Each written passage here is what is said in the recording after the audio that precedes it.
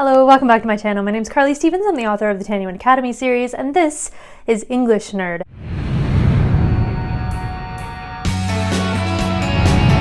So today I wanted to talk to you about the difference between fiction and nonfiction. Essentially, the very basic difference is that nonfiction is true, it's factual, it's essays or accounts of things that really happened. Some examples would be Henry David Thoreau's Walden. That is considered nonfiction, or How to Be an Anti-Racist by Ibram X. Kendi. So these are just like informational works or works that are meant to be true or that are true. Now, fiction is the made-up stuff. It's the things that didn't happen. So you have novels in here. You have things like J.R.R. Tolkien's The Silmarillion. Now, I included The Silmarillion because even though it has this kind of historical or mythological feel to it, it is still all made up, so it is still fiction. So too with Craig Johnson's The Cold Dish, the first in the Longmire series. It's contemporary, it's based on real places, but all the characters and what they say and what happens is all fictional, is all made up. Now, what do you do when you have something that seems to fall kind of in the middle? It's not obviously on one side or the other. There is a bit of a gray area in between, so I wanted to address a few different kinds of works that could be confusing. Is it fiction? Is it nonfiction? And so my first example is The Lord of the Rings and Philosophy, since I brought up The Silmarillion before. The Silmarillion is undeniably fiction. Now, The Lord of the Rings and Philosophy is a series of essays about Lord of the Rings and different themes like time and mortality.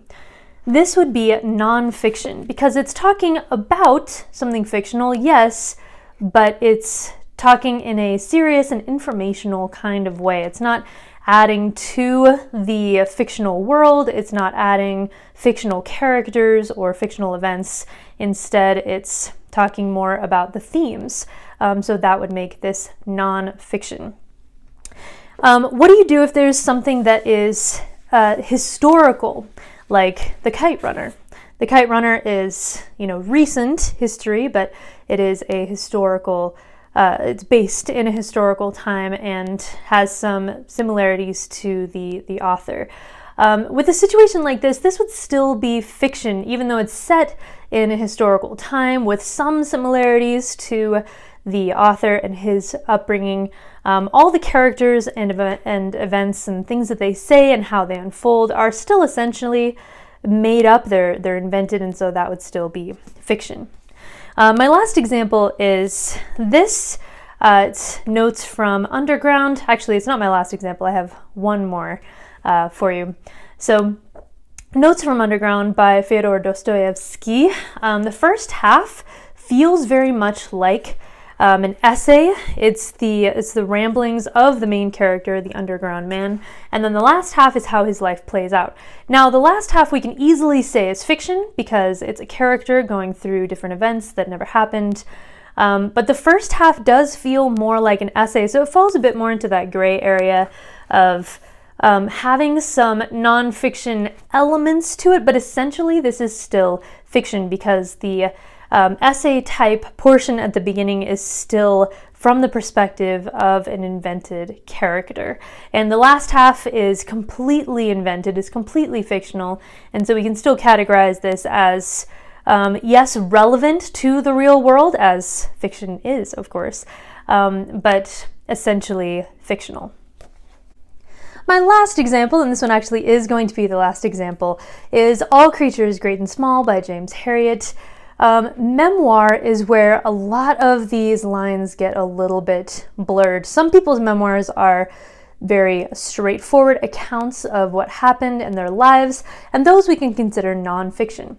However, sometimes people essentially fictionalize their lives, and in this case, he changes some of the names, some of the events, and although it's based on his life, there are some kind of fictionalized elements to it. It's a fictionalized version of his life.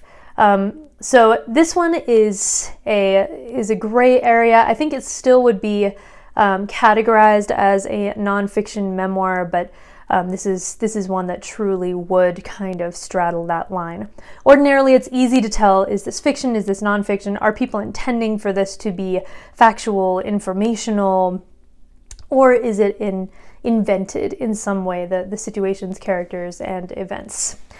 So that is the difference between fiction and nonfiction. If you were wondering about that, I hope that this cleared up what those are and all the different ways that those can look. So make sure to like this video if you like it, and subscribe. Make sure you ring the notification if you have not done so already for more English nerdy goodness. All right, until next Monday.